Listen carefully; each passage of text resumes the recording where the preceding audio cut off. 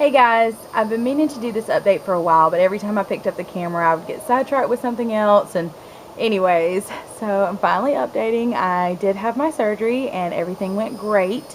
They did find out that I did not have any uterine polyps and I didn't have a deviated septum. So that's good.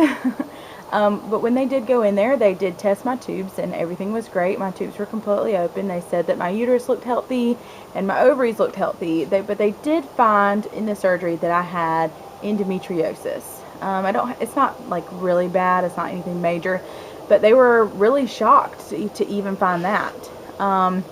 It does match up to some of the symptoms that I was having beforehand, but nobody would have like assumed. So they were pretty surprised. But anyway, so now because I am battling endometriosis and polycystic ovarian syndrome, my doctor recommended that I not do the oral medication. She said that it probably just wouldn't be very successful with me. So she recommended that we try to do the injections, which are not cheap, which I don't think the oral medication would be very cheap either, but definitely cheaper than the injections.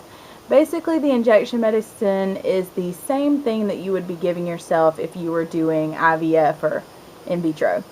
But we would be doing it naturally instead of, taking it out and mixing it together and then putting it back in me, which is a lot less invasive. So, anyways, if the injections don't work for us after 3 attempts, so at least 3 months of the injections, my doctor said that our next step would be in vitro. Of course, in vitro was never necessarily something that we consider doing. I mean, of course, I would like to try any means necessary to become pregnant, but because of the money side of things, we just never thought that in vitro would be an option for us. It usually runs about $20,000 to $30,000, and that's a lot of money. I would like to think that if that was my only option, that I would just be able to come up with the money, but I can't guarantee that. So, but anyways, apparently there is a nonprofit teaching clinic in Augusta who only charges, I know I say only like it's not very much money, but they charge $6,500 as opposed to $30,000. So that's a lot more doable than $30,000. So anyways, I guess what I'm basically trying to say that is if after 3 months of us trying the injections, if we are not pregnant, then our next step will be the in vitro. Of course, we would like to save a little money and not have to do that. But, at this point, I'm just putting it in God's hands. And if it's His will, it'll be done. So that's pretty much all that I have to update thus far. It's just that our next step will be the injections. For those of you kind of watching this, maybe to find out more information if you're curious about how much it costs. I know that it differs from, place to place and pharmacy to pharmacy. But anyways, it's going to run us anywhere from, like $1,100 to $1,600 every month.